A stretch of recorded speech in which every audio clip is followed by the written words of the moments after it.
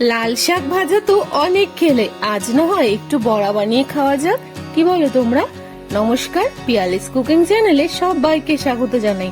আশা করি সকলে ভালো আছো এবং সুস্থ আছো। এই বৃষ্টির দিনে এইরকম একটা বড়ার রেসিপি থাকলে জমে যাবে, তাই না?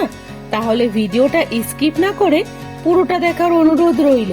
কিন্তু আর কথা না বাড়িয়ে বলে ফেলি কি করে বানালাম। প্রথমেই লাল শাকটাকে ভালো করে বেছে জল পাল্টে ধুয়ে নিয়েছি। জল ঝরানোর জন্য রেখে দিয়েছিলাম। জল ঝরে গেলে তারপর শাকগুলোকে নিয়ে এবার ডাঁটগুলোকে হাতের মুঠোর মধ্যে সুন্দর করে সাজিয়ে নিয়েছি, যাতে আমার কাটতে সুবিধা হয়। এবার শাকগুলোকে ছুরি দিয়ে কেটে নিয়েছি। খুব বেশি মিহি করে কাটার প্রয়োজন নেই, কিন্তু একটা বড় থালার মধ্যে নিয়ে শাকগুলো নিয়ে নিলাম।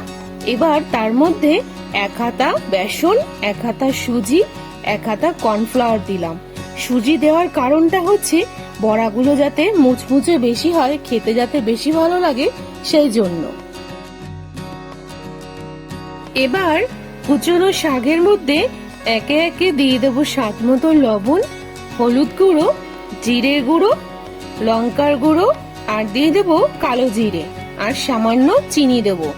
যে কোনো বড়াতে দেখবে কালো জিরে না দিলে কিন্তু ভালো লাগে না খেতে। তোমরা যদি ঝালের পরিমাণ একটু বেশি খাও তাহলে কিন্তু তোমরা এখানে কাঁচা লঙ্কা কুচি দিতে পারো। আমার যেহেতু আমার মেয়ে খাবে, সেই কথা মাথায় রেখে আমি কিন্তু এখানে লঙ্কা ব্যবহার করিনি, গুঁড়ো লঙ্কা ছাড়া। এবার এটাকে অল্প জল দিয়ে ভালো করে চটকে মেখে নিতে হবে। দেখ, যদি জলের প্রয়োজন আরো হয় তখন অল্প আবার একটু জল দিতে হবে। এবার ভালো করে চটকে মাখাতে হবে। দেখবে শাকগুলো কিন্তু এমনি মজে গেছে। আর যার ওপর রাগ বেশি তার কথা মনে করে শাকগুলোকে ভালো করে চটকাবে, দেখবে ভালো মতনই মাখাটা হয়ে যাবে।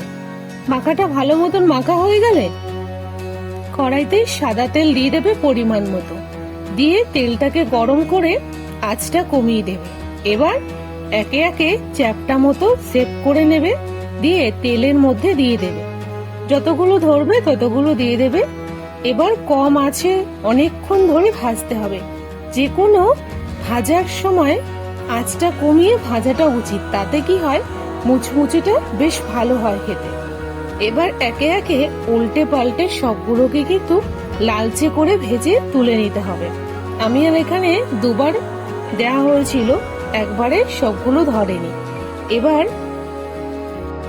বড়াগুলো দিয়ে আমি কিন্তু কম আঁচে এক পাশ ভেজে নিয়ে আবারও উল্টে দিয়ে কম আঁচে অনেকক্ষণ ধরে ভেজে নিলাম। নেওয়া হলে নামানোর ঠিক আগে আঁচটা বাড়িয়ে একটু লালচে ভাব হয়ে আসলে নামিয়ে নিলেই কিন্তু আমাদের কিন্তু বড়া রেডি। আর এই বড়াগুলো কিন্তু কতটা মুচমুচে হয়েছে তোমরা কিন্তু দেখতেই পাচ্ছ, আর খেতেও কিন্তু দুর্দান্ত হয়। কি দেখে মনে হচ্ছে তো বড়াগুলো তুলে এখনই খেয়ে ফেলি? তাহলে আর দেরি না করে ঝটপট কিন্তু বানিয়ে ফেলতে পারো। তোমরাই দেখো বড়াটা কতটা মুচমুচে হয়েছে আর কতটা টেস্টি টেস্টি লাগছে দেখতে। সত্যি কথা বলতে এরকম বড়া হলে গরম ভাতে আমার আর তো কিচ্ছু লাগে না। তোমাদের কি লাগে অবশ্যই কমেন্টস করে জানিও। শাক ভাজা তো অনেকেই খেলে, এইবার বাড়িতে লাল শাক আনলে অবশ্যই একবার এইভাবে বড়া বানিয়ে ফেলো, দেখবে বাড়ির সবাই কিন্তু খুব ভালো খাবে। এটা কিন্তু তোমরা সন্ধ্যাবেলায় মুড়ির সাথেও খেতে পারো। তাহলে আজকের মতো চলো, টাটা। সবাই ভালো থেকো এবং সুস্থ থেকো। আর ভিডিওটা ভালো লাগলে লাইক, কমেন্ট, শেয়ার আর সাবস্ক্রাইব করে পাশে থাকতে ভুলো না কিন্তু। আর যারা যারা এই রেসিপিটা না জানে তাদের কাছে অবশ্যই শেয়ার করো, তাহলে কিন্তু তারাও জেনে যাবে লাল শাক দিয়ে কিভাবে বড়া বানাতে।